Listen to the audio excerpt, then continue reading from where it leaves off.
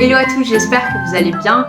Aujourd'hui, je vais vous faire mon bilan lecture du mois de janvier. Donc, je vais vous présenter brièvement tout ce que j'ai lu au mois de janvier. Puis, je vais vous dire si j'ai aimé, si j'ai pas aimé. Et qu'est-ce que je vous recommande surtout pour vos propres lectures. Alors, on va commencer par ma première lecture de l'année. Et on commence par un coup de cœur. Alors oui, je sais, si j'avais voulu bien faire, j'aurais gardé le coup de cœur pour la fin de la vidéo. Mais j'ai pas voulu vous faire un suspense intenable.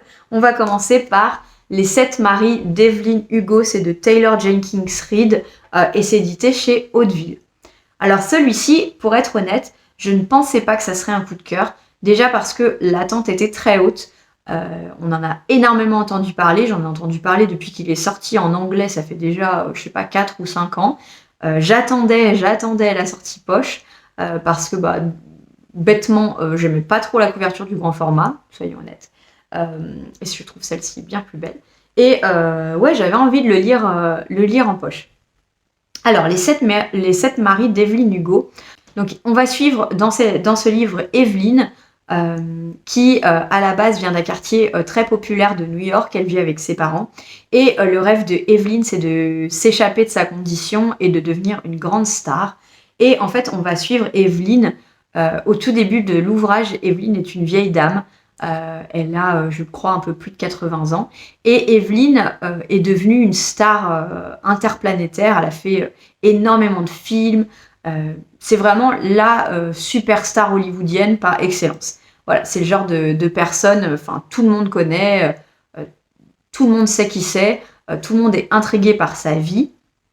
Et surtout, comme le dit le titre, elle a eu 7 maris. Et Evelyn, en fait, a toujours été très discrète, que ce soit sur sa vie privée. En tout cas, elle a fait très peu d'interviews. Et on va suivre, du coup, au début de l'ouvrage, une jeune journaliste qui travaille dans un... Ça fait un peu Vanity Fair, si vous voulez. Et qui va recevoir une demande de Evelyn de faire une interview pour enfin qu'elle puisse révéler et raconter toute sa vie et également l'histoire de ses 7 maris. C'est un roman en fait qui va vous emporter, qui est très difficile à lâcher, qui est vraiment page turner parce que vraiment on tourne les pages et puis à chaque fin d'histoire, en fait on veut en savoir plus, mais pourquoi lui, pourquoi elle a fait ce choix. Et vraiment, Evelyn, c'est un personnage qui est très fort, qui a un caractère bien trempé, qui sait ce qu'il veut. Et en fait, elle a une ambition, et une force de caractère qui est très impressionnant. Et du coup, on n'est pas forcément tout le temps d'accord avec ses choix, mais elle est là, elle a ses valeurs et elle les tient. Et voilà, c'est devenu une grande star et on comprend pourquoi en fait à travers cet ouvrage. Et puis, il y a tout le mystère un peu derrière pourquoi 7 mariages, ces 7 maris. Voilà, je ne veux pas vous en dire plus. C'est vraiment une super histoire. Ça peut à la fois très bien passer comme lecture sur un transat cet été. Voilà, parce que c'est facile à lire, c'est bien écrit, c'est sympa. Et en même temps, juste à n'importe quel moment, si vous voulez un truc qui va vous prendre aux tripes, une très jolie histoire. C'est un peu comme suivre une biographie, mais sauf que, évidemment, c'est un personnage fictif, mais une biographie à 300 à l'heure, quoi. C'est comme si c'était la biographie de Marilyn Monroe, plus ou moins, si elle avait vécu beaucoup plus longtemps. Et c'était vraiment très, très, très bien. Donc, je vous le conseille à 1000%. C'est mon coup de cœur. Et c'est, avec un autre, la lecture que je vous recommande de mes lectures de janvier. Le second ouvrage que j'ai lu, et c'est également le deuxième que je vous recommande vraiment dans vos prochaines lectures, si vous ne connaissez pas, il s'agit de Un psaume pour les recyclés sauvages de Becky Chambers. C'est édité chez La Talente. Alors voilà, Becky Chambers maintenant, elle commence à être très très très connue et j'en suis ravie parce que Becky Chambers, je la suis déjà depuis presque le début de ma chaîne et c'est vraiment une autrice que je trouve qui mérite d'être très très connue. Ici, on est dans quelque chose d'un peu différent par rapport à ce qu'elle fait d'habitude, puisque d'habitude, on est plutôt dans des space opéras, on est vraiment sur le côté planète, vaisseau, voilà, on est dans l'espace, quoi. Et Et ici, avec un psaume pour les recyclés sauvages, elle nous a fait quelque chose d'un peu différent, Becky Chambers. À noter que c'est le premier tome d'une duologie et qu'il est tout petit, si vous voulez, c'est plutôt une novella qu'un roman. Il fait 130 pages, donc vraiment très rapide. Et en fait, un psaume pour les recyclés sauvages, c'est l'histoire d'une rencontre. En fait, on va y suivre, comment s'appelle-t-il, Dex. Dex qui est un moine de thé, en tout cas qui va devenir un moine de thé, puisqu'à la base, c'est pas son métier. Là, on est sur, si vous voulez, on ne sait pas si on est sur la Terre ou pas, mais on est sur une planète où il y a eu comme un cataclysme, quelque chose, un peu post-apo, mais là on est dans une situation assez idyllique où la nature a une très belle place et chacun a un peu un rôle dans la société. Rien n'est là pour abîmer et dévaster la planète. Au contraire, tout doit être vraiment en harmonie avec la nature, avec les cycles. Et donc on suit Dex qui devient moine de thé. Les moines de thé, en fait, ce sont des personnes chez qui on peut aller et ils vont nous servir le thé en fonction de nos émotions, de notre personnalité. Et en fait, ils vont nous écouter. Et donc, on peut leur parler un peu de tout. C'est un peu comme entre le bar du village versus le psy. Donc Dex, il a sa petite caravane. Il parcourt le monde. Et c'est l'histoire d'une rencontre avec un robot. Puisque, effectivement, il y avait des robots sur cette planète. Sauf que les robots sont partis. Ils sont partis vivre en harmonie avec la nature, on les voit très rarement. Et donc, c'est l'histoire de cette rencontre. Je ne vais pas vous en dire plus parce que c'est tout petit, je vous en ai déjà dit beaucoup. Je vous ai rien spoilé, évidemment, parce que ici, c'est pas un livre à plot twist où on y est pour l'histoire, non. C'est un livre de réflexion. C'est un livre de contemplation, de réflexion sur soi-même, sur son rôle dans la vie, sur son métier, sur son rôle dans la planète, sur les évolutions, les rencontres, les différences entre, bien sûr, une personne et un robot, par exemple. Donc voilà, c'est un livre en fait où on se pose 1000 questions, on réfléchit, c'est beau, l'écriture est magnifique comme d'habitude avec Becky Chambers, c'est inclusif, c'est formidable, je trouve ça formidable. Voilà, un psaume pour les recyclés sauvages, allez-y. Moi, dès que le tome 2 il sort, c'est sûr que c'est acheté et lu direct, j'ai vraiment hâte. Et quand est-ce que le tome 4 sort de la saga l'espace d'1 an, s'il vous plaît? Il est sorti en anglais. Monsieur, mesdames qui travaillent chez La Talente, s'il vous plaît, sortez-le. Voilà, j'ai hâte. Sinon, j'ai tout lu de Becky Chambers, donc j'attends cette suite et j'attends le tome 4. Et j'aurai tout lu et tout est merveilleux. Donc voilà, celui-là est vraiment très chouette et je vous le conseille.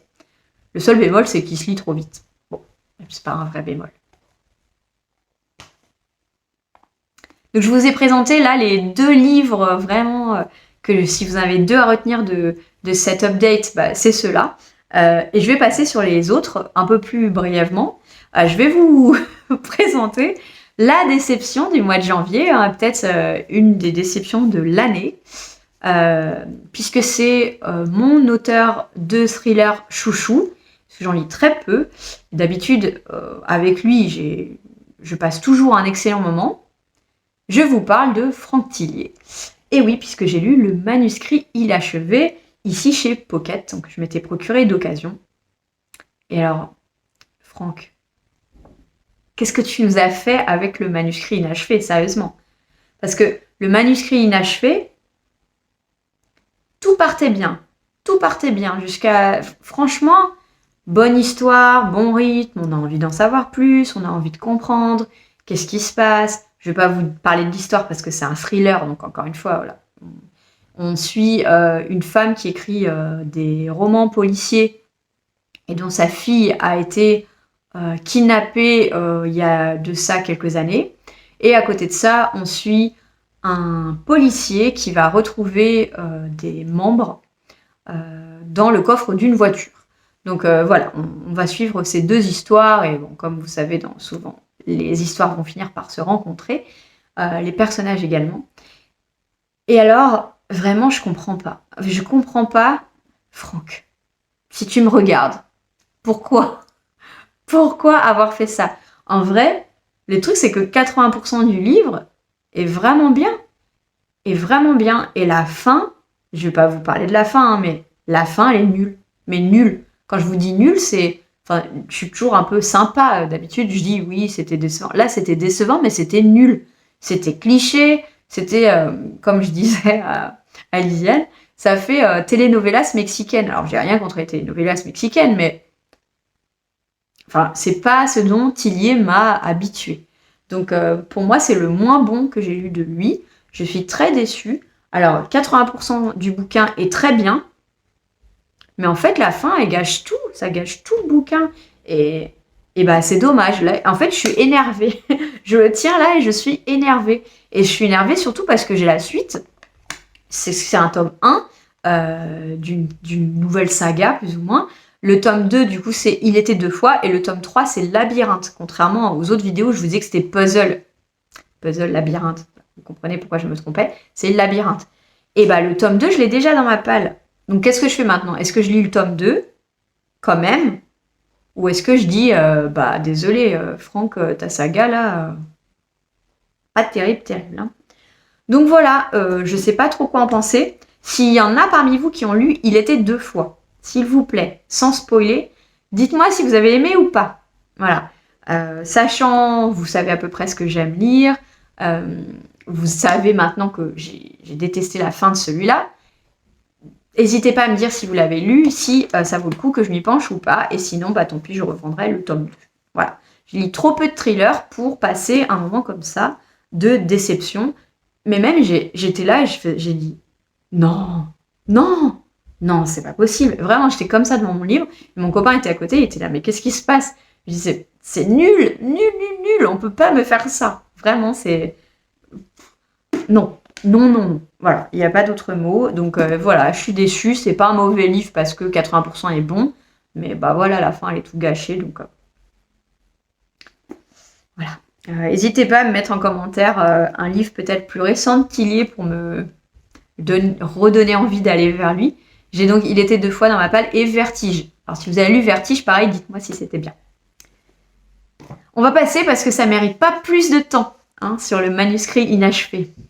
Ensuite, j'ai lu un tome 5, le tome 5 de la saga des 7 sœurs de Lucinda Riley. Celui-ci, je me le suis fait en audio. Et j'ai passé un très très bon moment. Je ne vais pas vous refaire le topo des 7 sœurs. Je pense que vous avez compris. 7 sœurs, 7 pays différents, à la découverte des origines. Ici, on suit Tiggy. Tiggy qui est en Écosse, qui travaille sur la préservation des animaux. Elle travaille dans un... Comment on peut appeler ça? Un domaine, voilà, un domaine.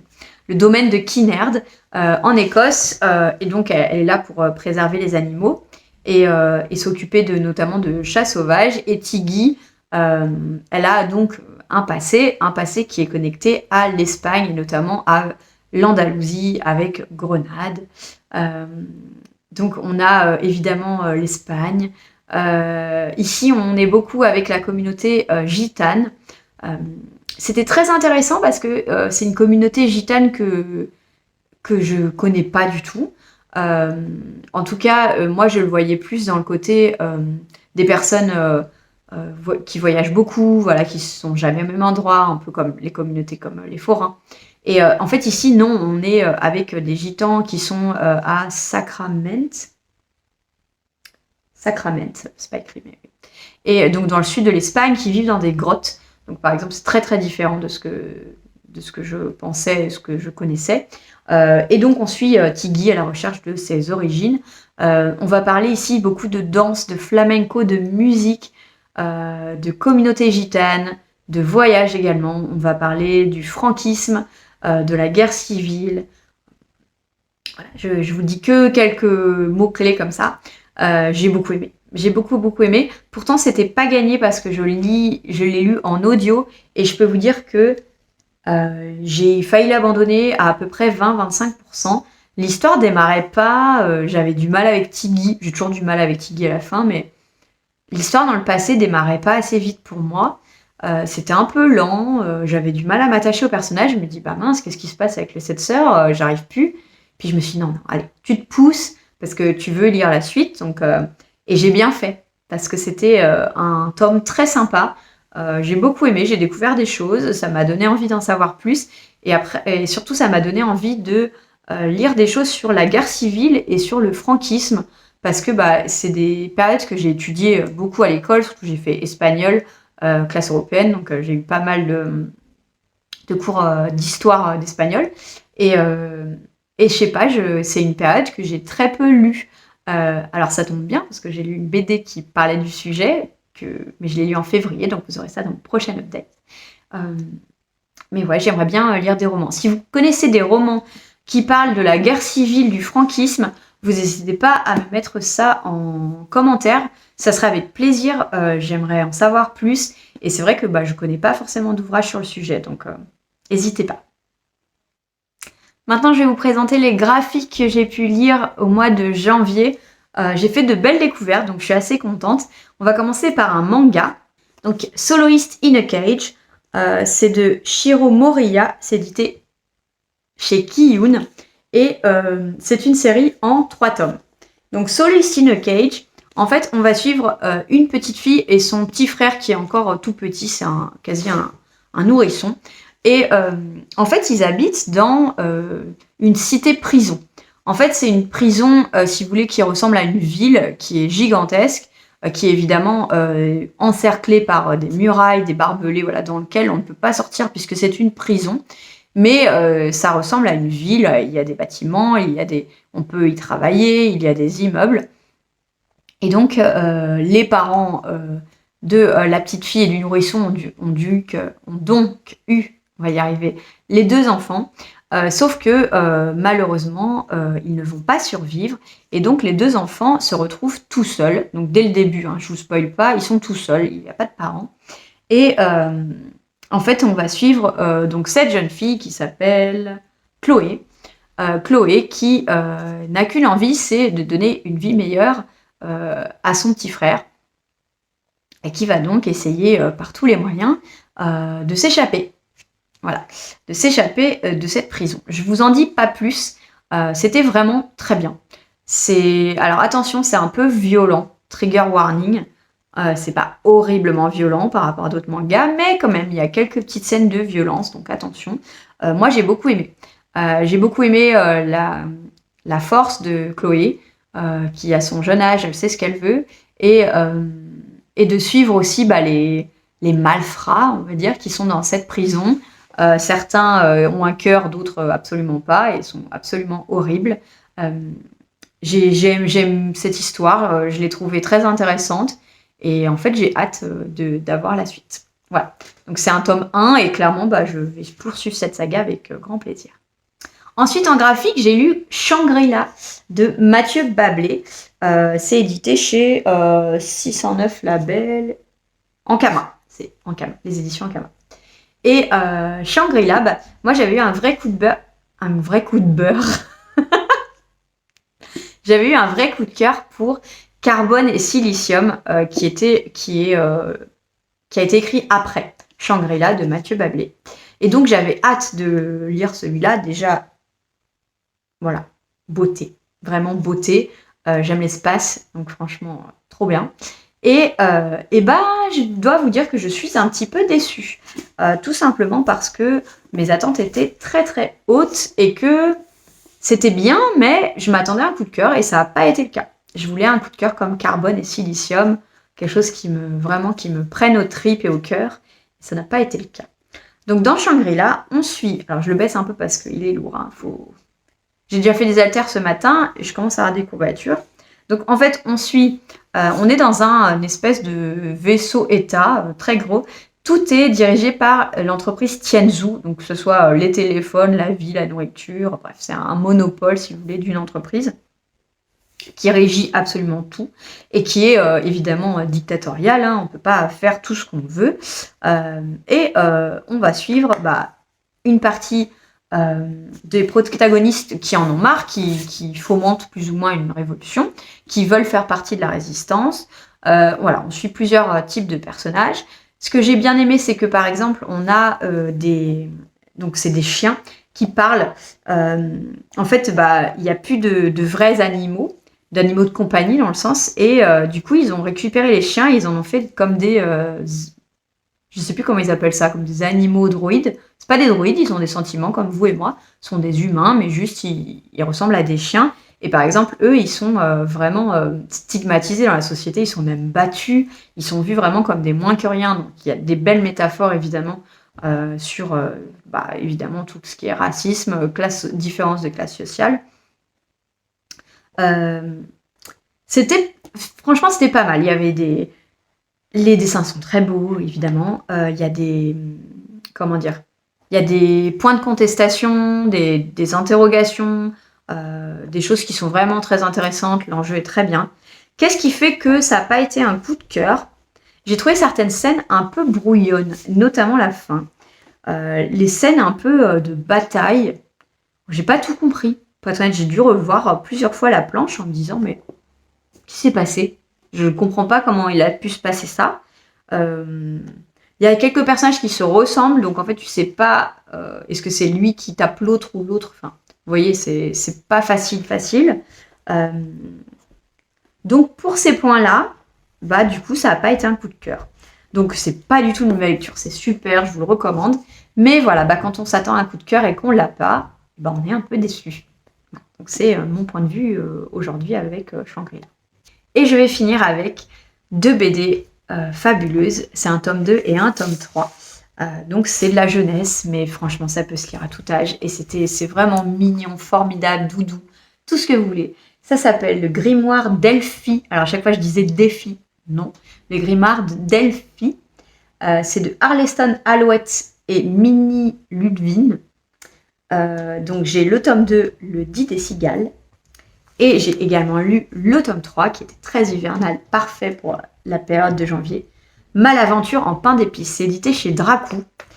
Et je ne vais pas vous en dire trop, mais c'était doudou, c'était agréable, c'était confortable. Ça m'a un peu fait penser au carnet de cerises, pour ceux qui connaissent. En fait, on suit une jeune fille qui s'appelle Elfie. Elle a perdu sa maman dans un incendie de sa maison. Elle vit avec ses 2 sœurs et à la base, elle vit avec sa tante et son oncle, qui sont pas très sympas. Et en fait, sa grande sœur, qui est majeure, elle va venir les chercher, obtenir la garde, et elle va venir les chercher avec un bus librairie. Donc, je crois qu'on a une photo? Oui, on le voit ici, en petit. Voilà. Donc, c'est un bus londonien qu'elle a réhabilité en librairie. Donc, pour tous les fans de lecture, évidemment, c'est très mignon. Et Elfie va découvrir que sa maman lui a légué un grimoire qui a certains pouvoirs magiques qui réagissent avec Elfie. Voilà, je ne vais pas vous en dire plus, il y a toujours un petit mystère, une petite aventure à chaque tome. Voilà, c'est franchement, si vous voulez vous immerger dans un petit univers trop mignon, vraiment mignon. C'est inclusif, on y parle aussi de handicap par exemple, puisque sa sœur a été amputée de la jambe du fait de l'incendie. C'est très beau, c'est très mignon, c'est très enveloppant, c'est parfait pour l'automne-hiver, même si le 10 des cigales, on était clairement en été, donc ça peut aller à toutes les saisons. Pour Noël prochain, celui-là, vous y allez, sans problème. Moi, j'ai eu en janvier, c'est très sympa. Donc vraiment, je vous recommande ces BD qui sont à la fois très belles, très bien illustrées. Il y a une très jolie thématique. Pour les enfants, c'est très bien. Je pense que pour les enfants, franchement, à partir de 8-9 ans, si c'est des bons lecteurs. Sinon, je dirais 10 ans, parce que la BD, quand même, elle fait quand même une centaine de pages. Donc, il faut quand même, sauf si on la lit en plusieurs fois. Mais je dirais 10 ans. Voilà. Allez-y, c'est vraiment très très chouette et je peux que vous la recommander. Voilà, c'est tout pour cette vidéo bilan de mes lectures du mois de janvier. J'ai fait des très très belles lectures. Il y a quand même un coup de cœur et une excellente lecture. Donc évidemment, je vous recommande Les 7 maris d'Evelyne Hugo, ainsi que Psaume pour un moine. Il n'est pas facile celui-là.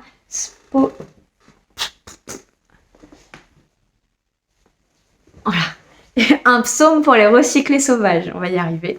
Et en termes de graphique, je vous recommande vivement la saga Le Grimoire des filles, qui voilà, qui est très belle et très enveloppante. Voilà, c'est tout pour ce bilan. J'espère que ça vous a plu, que ça vous a donné, pourquoi pas, envie de les sortir. N'hésitez pas à me dire en commentaire si vous les avez déjà lus, si vous donne envie, si vous les avez mis dans votre wishlist. Le petit pouce, n'hésitez pas à vous abonner si ce n'est pas déjà fait. On est presque à 1000. Il manque pas grand-chose, donc un petit abonnement, ça fait toujours hyper plaisir et ça aide, ça supporte la chaîne. Donc merci beaucoup. Je vous fais de gros bisous et je vous souhaite d'excellentes lectures. Allez, à bientôt. Bye.